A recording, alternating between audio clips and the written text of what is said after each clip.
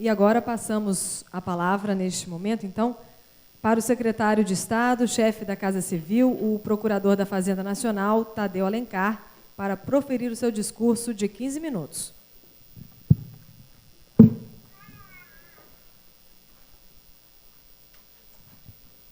Senhor presidente Heráclio Camargo, é com grande alegria que participamos aqui, imagino pela terceira vez, se não me trai a memória, o Encontro Nacional dos Procuradores da Fazenda Nacional. Eu quero, em nome do governador Eduardo Campos, pedir desculpas pela ausência dele, que não pôde aqui estar como gostaria, mas pediu que transmitisse o abraço, as boas-vindas àqueles que nos visitam, e mesmo aqueles do nosso Estado, procuradores que laboram aqui diligentemente perante a Justiça Federal de Pernambuco, também uma boa noite. Meu abraço, querido. Estava aqui pensando que, se é o 13º encontro, é também o 20º ano, o Arnaldo fez referência aqui à nossa entrada no concurso de 93, já se vão 20 anos, mas, apesar disso, eu vejo que há muita juventude na nossa carreira, não uma juventude etária, mas uma juventude de ideal, uma juventude de sonho, que é o que faz com que a gente tenha energia e disposição para ir adiante, para seguir pensando um Brasil, como foi referido aqui também pelo nosso deputado Paulo Rubio, a quem cumprimento de forma muito especial, porque é um parlamentar que honra as melhores tradições do nosso Congresso Nacional. São poucos deputados, de todos ali que têm condições de fazer um debate sobre orçamento, sobre finanças públicas, sobre uma forma de Estado que atenda a esse Estado que vem ao encontro da sociedade no momento que vivemos o Brasil oficial de costas para o Brasil real. Então, Paulo Rubem, mais uma vez, é uma alegria ouvi-lo, saber o quanto você tem sinergia com os temas que serão tratados aqui, que também, de forma vibrante, foram aqui anunciados, a velha coragem da Fazenda Pública. Eu me lembro aqui do Dr. Wagner, quando dizia que a Procuradoria era a minha vida. E, quando ele dizia isso, eu lembro que ele, lá no começo, quando não tínhamos quase nada, fazíamos a defesa da Fazenda Pública e do erário nacional com a mesma bravura com que vejo, felizmente, a nossa carreira seguir alimentando o mesmo ideal. Cumprimento aqui minha querida e fraterna amiga Raquel Perucchi, um exemplo de servidor público, de procuradora, de advogado de Estado, que tive o privilégio de conviver com Raquel na Procuradoria da 5ª Região, e ela foi, sob todos os aspectos, aqui vejo outros amigos aqui, Tereza, Juscelino e outros, tive a oportunidade de ali semear um modelo de procuradoria que depois tivemos a oportunidade de colocar em prática, junto com todos os procuradores. Tem uma frase que eu repito há muito tempo, que não há obra de valor que não seja obra coletiva. Eu não me canso de repetir isso, porque foge desses modelos personalistas que muitas vezes pretendem capitalizar unipessoalmente as vitórias que as instituições alimentam ao longo da sua caminhada. Eu saúdo também, aqui já referido, o nosso Arnaldo, meu amigo. Tenho passagens lá na PGFN, Arnaldo, que lembra o meu filho. Hoje está, esse ano, se formando em Direito, Tomás. É uma alegria lembrar que, lá em Brasília, você que também era ali forasteiro, conseguimos ter um tempo muito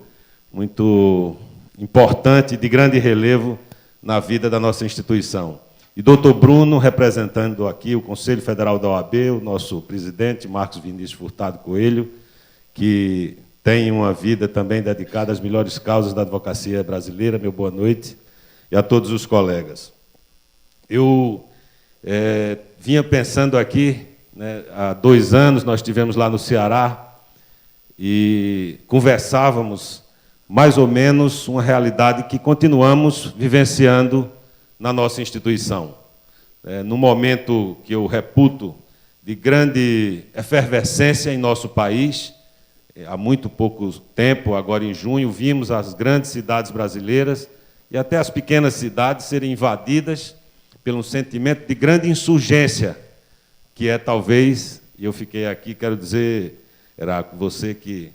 é de outra região do país, fazer referências tão próximas a Frei Caneca, a frases que eu sou um entusiasta desse ideário pernambucano e sou isento com relação a isso, posso me referir dessa forma, porque sou cearense. Então, não me incomoda a imodéstia, porque, de fato, em Pernambuco, aqui se viveu um tempo em que as pessoas se insurgiam contra a tirania do Império Português, que passava fundamentalmente pela exploração da riqueza pernambucana, e a geografia de Pernambuco é um estado que tem uma conformação muito delgada, ela é a maior imagem da insurgência pernambucana, porque teve o seu território picotado ao longo da sua história, a cada rebeldia, ora dos seus padres no seminário de Olinda, onde Frei Caneca alimentou o seu ideal, ora na restauração pernambucana, desde muito antes, lá quando expulsou por força de um grande concerto das três raças, né, e que, obviamente, ali começava isso que chamamos da insurgência pernambucana, que é o seu maior patrimônio, e fiquei muito feliz de ver você referir aqui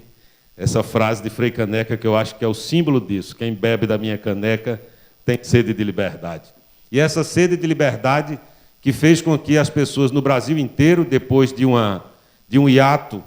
muito grande de presença nas ruas, vieram com grande força, com um sentimento mesmo de transgressão, de recusa até a própria institucionalidade, porque ali se fazia um movimento horizontal, sem uma liderança específica, sem bandeira específica, mas se via claramente que o sentimento preponderante das pessoas que foram às ruas era mostrar que estavam insatisfeitas. Eu acho que claramente, mesmo que depois esse movimento tenha desvirtuado, e nós que pugnamos pela liberdade, temos que enxergar de um lado com grande tranquilidade e até com desejo de que a sociedade continue a se expressar com vibração, com força, com energia, mas também o apelo democrático deve também, com serenidade, mas também com grande energia, repelir aquilo que exorbita da defesa, da prerrogativa da sociedade de estar nas ruas, reclamando, a despeito de toda essa profusão de bandeiras, que pode lembrar muito bem aquela liberdade da década de 60, quando a bandeira é proibido proibir, mas para além das bandeiras individuais e de todos aqueles reclamos que tinham uma expressão ali, às vezes, circunstancial, o que parece que as ruas disseram a todos nós, principalmente aos governos,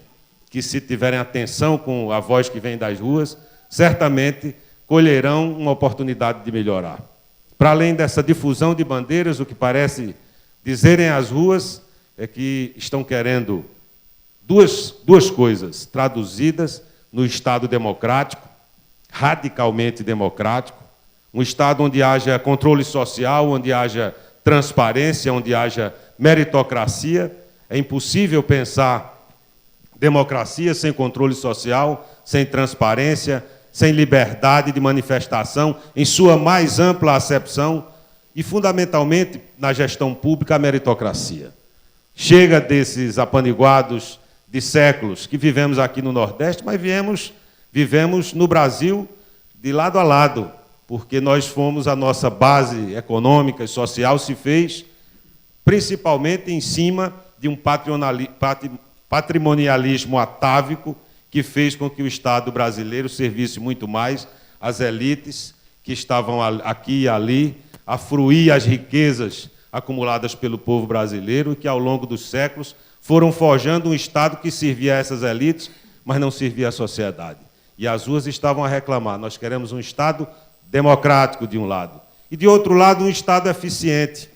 Porque, se é verdade que acumulamos muita coisa ao longo da consolidação dessa jovem e tenra democracia brasileira, nós fizemos a redemocratização, fizemos as eleições diretas, fizemos a estabilização da moeda e o controle da inflação, tivemos avanços fundamentais na responsabilidade fiscal, tivemos os programas extraordinários de inclusão social, de promoção social dos dois governos do presidente Lula, onde a advocacia de Estado ganhou uma grande expressão, nós testemunhamos isso, participamos disso, e que programas de inclusão social que foram continuados pelo governo da honrada senhora que preside a República Brasileira, que é a presidente Dilma Rousseff. Mas a sociedade parece querer um pouco mais. Não vamos negar esses avanços e esses acúmulos, e que foram frutos de muitas gerações. Isso não é patrimônio, esses avanços, de ninguém, nem de um grupo, nem de um partido, nem de uma época. É um acúmulo que a sociedade brasileira foi tendo ao longo da sua história. Mas no ano de 2013, essa grande efervescência nas ruas do Brasil parecem dizer que nós queremos um Estado onde as políticas públicas funcionem, onde a educação pública seja de qualidade e seja a oportunidade de que o estudante da escola pública possa efetivamente usar da educação de qualidade para ter desenvolvimento, para ter crescimento, para ter oportunidade de ascensão social, para disputar um lugar ao sol com elites que foram alimentadas por força desse grande modelo de exclusão que era fundamentalmente mais dura e mais severa com as classes que estavam à margem de qualquer benefício social. Essa mesma voz que pede um Estado eficiente pede uma educação de qualidade, do mesmo jeito que pede segurança pública, que pede saúde, que pede mobilidade urbana, que pede investimentos maciços em ciência e tecnologia e em inovação, como fez referência aqui o eminente deputado Paulo Rubem. Aqui em Pernambuco, me permitam, mais uma vez, contar um pouco dessa experiência. Nós tivemos o privilégio de juntar um governante que tinha uma tradição política das melhores, que veio do seu avô, Miguel Arraes de Alencar, mas juntando também com um ingrediente fundamental, que era uma visão sobre gestão pública, como deve ser gerido um Estado da Federação, e um modelo de gestão que passou, primeiro, por um debate no processo eleitoral, um programa de governo, porque o tempo de governar é muito curto. Se você chega no governo sem saber o que pretende fazer, o que deseja fazer, vai passar um ano discutindo, o segundo ano licitando, o terceiro ano já tem uma eleição pelo meio, e chega o quarto ano, você não consegue fazer nada. Então, é fundamental ter um mapa de voo, onde se possa discutir com a sociedade um programa de governo, programa este, que foi aqui em Pernambuco, é testado mais uma vez numa grande ausculta que fizemos em todas as regiões do Estado, com todos os estratos da sociedade, com sindicatos, com a igreja, com parlamentares, vereadores, deputados, com sindicatos, associações rurais, com a sociedade civil, enfim, e pudemos, para além da visão discutida no processo eleitoral, eleger prioridades que foram cristalizadas num orçamento público, que foi levado à Assembleia depois desse grande debate, com a eleição de prioridades que estavam sacramentadas no orçamento e que traçou o mapa da estratégia com objetivos que foram perseguidos diuturnamente por uma dedicação muito grande de trabalho, por um grande esforço, porque também não se faz, além de espírito público e visão estratégica, não se faz um governo que produz os frutos que a sociedade espera se não tiver uma grande dedicação, capacidade de trabalho, diligência. O governador costuma dizer, Paulo Rubem, que o mundo é dividido entre os que fazem sorvete e os que tiram leite.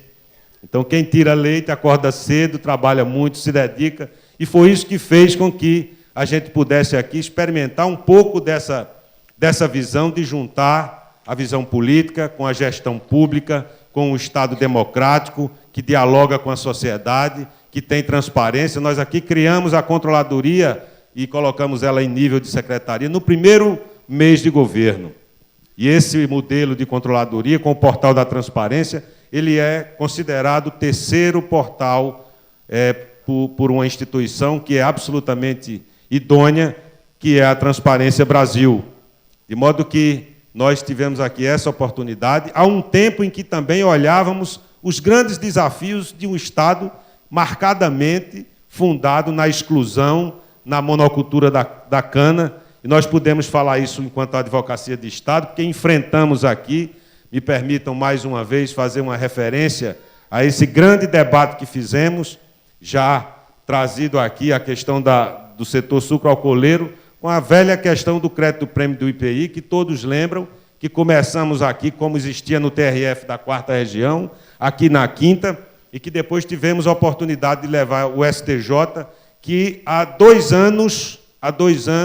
não admitia mais os recursos especiais da Fazenda Nacional que tratavam deste tema. E pela diligência, e pelo espírito público, e pelo entusiasmo, e pela paixão dos procuradores da Fazenda Nacional, nós fomos ao STJ e o ministro Theory, hoje membro da Corte Suprema Brasileira, teve também um olhar cuidadoso, se dedicou ao assunto e tivemos o resultado final. Eu tive o privilégio de ir assistir no Supremo Tribunal Federal a sessão que cristalizou a visão que os procuradores da Fazenda Nacional tiveram nesse debate perante as cortes regionais e depois nas cortes superiores. É esse modelo de um Estado democrático e de um Estado eficiente que eu acho que passa fundamentalmente pelos temas que nós estamos discutindo desde o primeiro encontro, que é o papel da advocacia de Estado, o papel das carreiras de Estado.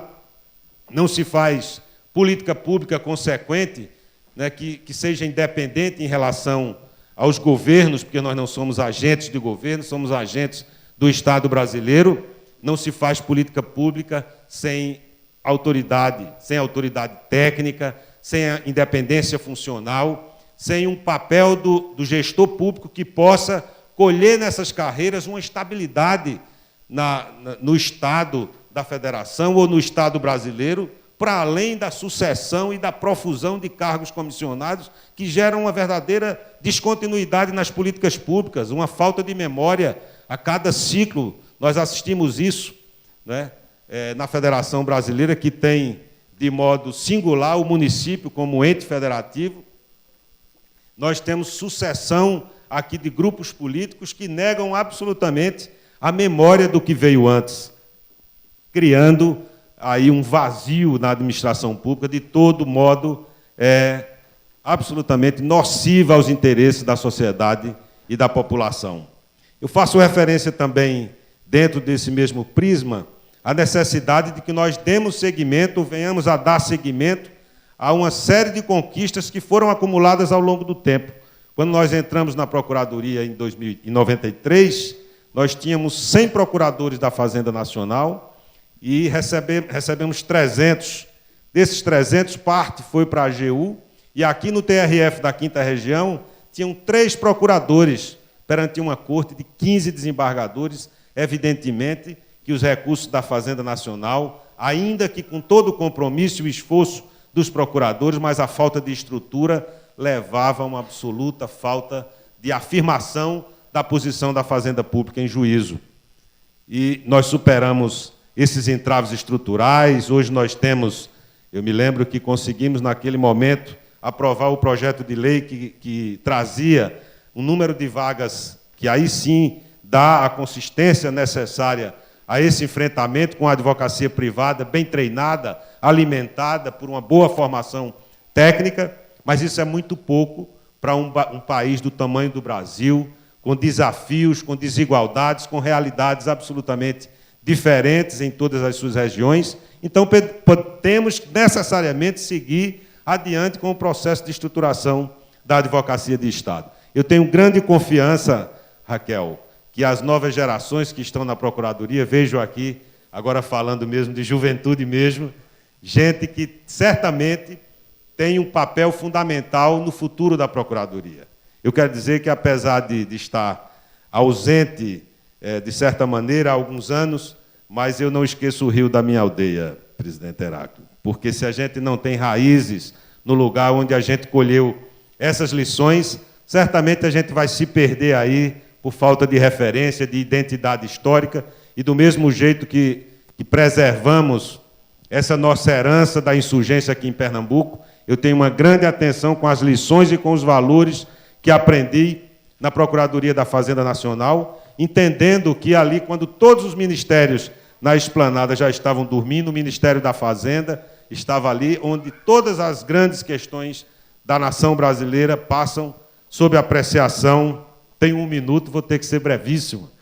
mas vou cumprir aqui o ritual. Mas, em suma, não quero me estender, porque já foi dado esse sinal aqui, mas apenas para dizer de que o momento singular que atravessamos, ele dá uma responsabilidade aos governos e, dentro dos governos, uma grande responsabilidade a carreiras estratégicas como a Advocacia de Estado, a nossa carreira. E eu me lembro aqui também, eu tive a oportunidade, no primeiro governo do governador Eduardo Campos, de ser Procurador-Geral do Estado, que é uma advocacia da União no Estado. E nós tivemos aqui, Paulo Rubio acompanhou um pouco disso, a oportunidade de multiplicar, aprendendo as lições que tivemos aqui, como recuperação de crédito público tributário, multiplicar em muitas vezes a arrecadação da Procuradoria-Geral do Estado de Pernambuco. E, da mesma forma, fazendo um grande debate com os procuradores do Estado, porque jamais fui cumprir o papel vergonhoso de querer sacrificar a consciência técnica de qualquer procurador do Estado. Eu me orgulho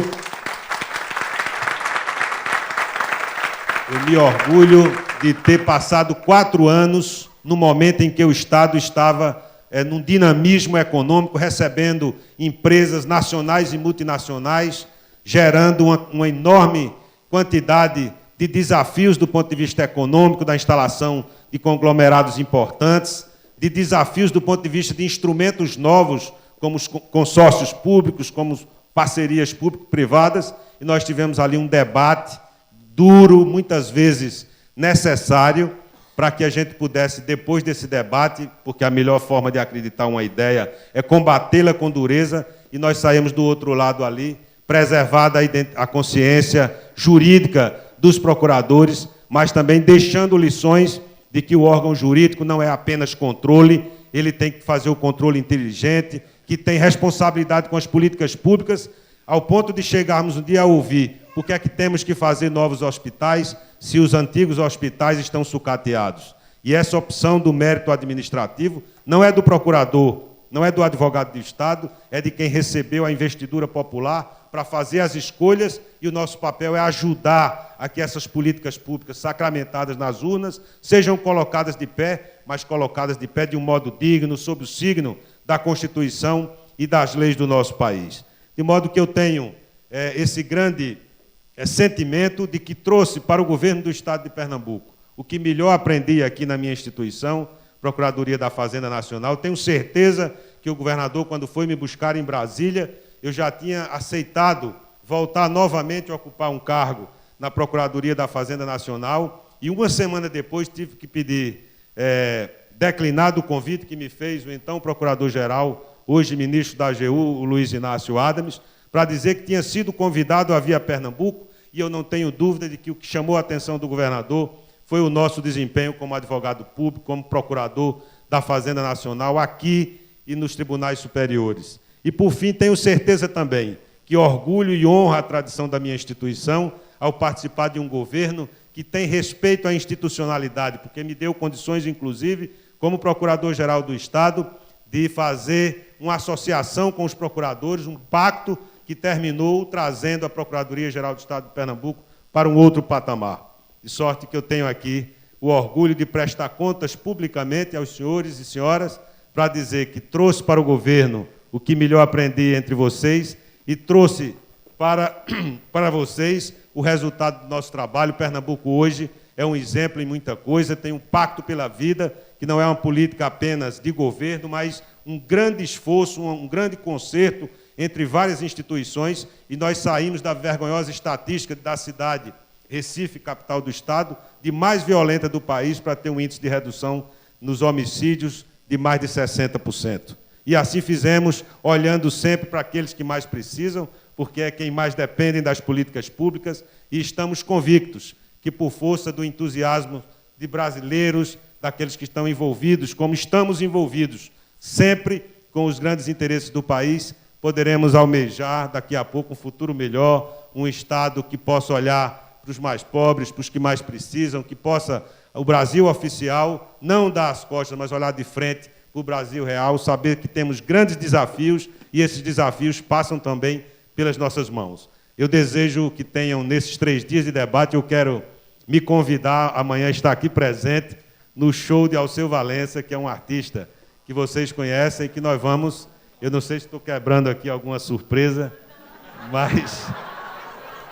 Mas, se for, me desculpe, não era a minha intenção. Mas, seguramente, mesmo quebrando, se for surpresa, estaremos aqui. Quero pedir licença para estar aqui novamente amanhã, sem gravata, para podermos usufruir também de um momento de congraçamento, que é uma parte também muito bonita do nosso encontro. Um bom encontro, um grande sucesso para vocês. Muito obrigado.